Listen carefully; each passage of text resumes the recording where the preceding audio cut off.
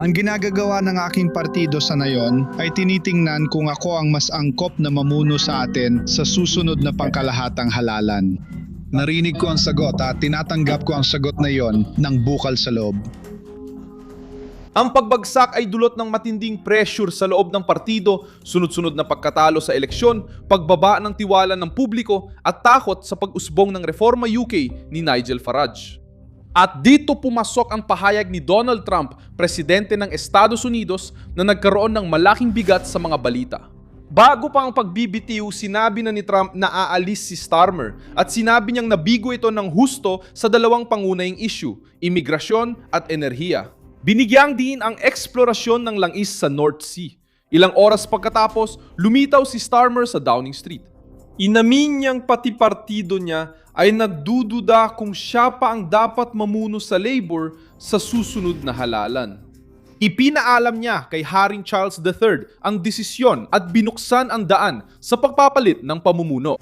Ang gobyernong nangakong magdadala ng katatagan ay nauwi sa bagong krisis pampulitika sa Britanya.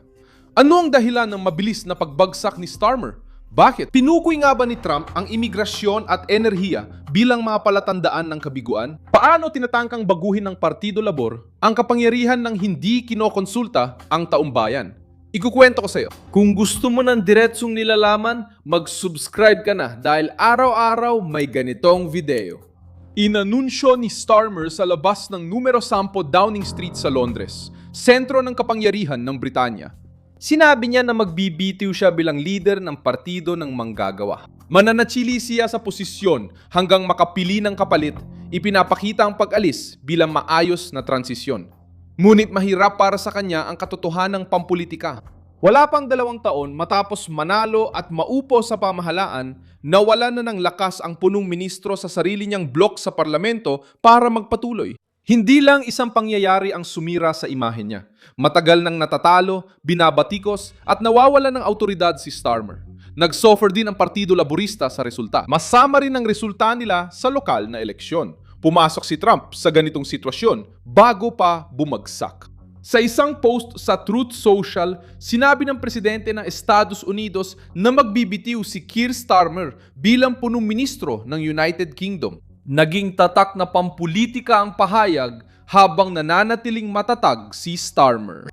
Ayon kay Trump, pinapakita ng krisis sa Britanya ang epekto ng mahinang pamumuno sa seguridad, hangganan, gastusin at enerhiyang soberanya.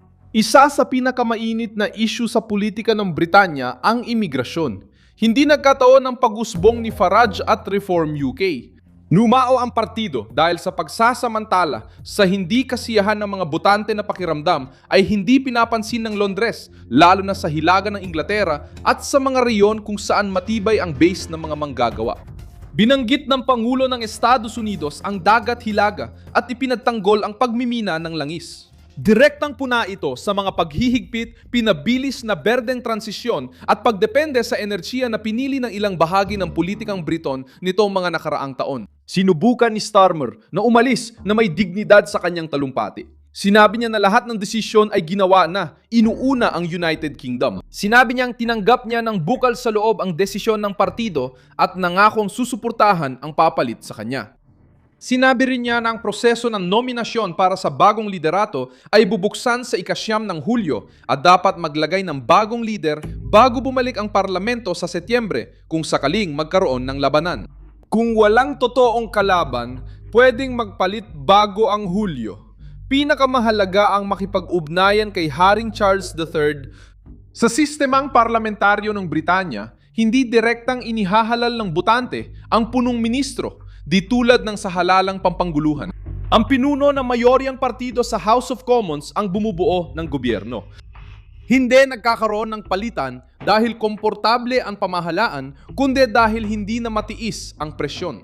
Nanghako si Starmer ng katatagan, ngunit nadulot siya ng mas malaking kawalang tatag sa politikang sistema na ilang ulit nang nawalan ng punong ministro sa mga nakaraang taon. Sabi niya, hindi pwedeng magpatuloy ang United Kingdom na may mga palitan ng lider sa partido nang hindi pinapapili ang mga botante. Tinutukoy ng kritikong ito ang matagal ng sugat sa politikang Briton.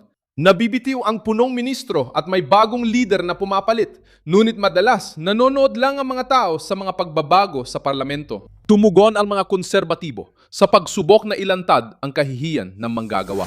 Naglabas ang oposisyon ng patalastas na mukhang peking job ad para sa punong ministro, tinutukso ang bakanteng posisyon at sinasabing naghahanap ang partido ng manggagawa ng leader para sa gobyernong may crisis. Ang pang-asar ay tumutok sa kahinaan ni Starmer sa pagtakbo ni Burnham at sa pakiramdam na nawalan ng direksyon ang gobyerno sa maikling panahon. Tinamaan din ng konserbatibong panunukso ang mga sensitibong issue, gasto sa utang, depensa, buwis, paggasta ng gobyerno at krisis sa pamamahala. Bagamat pagod pa rin ang mga konserbatibo mula sa mga nagdaang taon, nagbigay ang pagbibitiw ni Starmer ng pagkakataon para makabawi sila. Ang argumento ay nagsasabing nangako ang partido ng manggagawa ng kakayahan pero nagdulot ng krisis sa politika at naapektuhan din ang European Union. Matapos ang anunsyo ng pagbibitiw, muling sinuri ng Brussels ang planong summit sa United Kingdom ngayong Hulyo. Tinututukan ni Starmer ang muling pagtatayo ng diplomasya sa relasyon ng United Kingdom at European Union.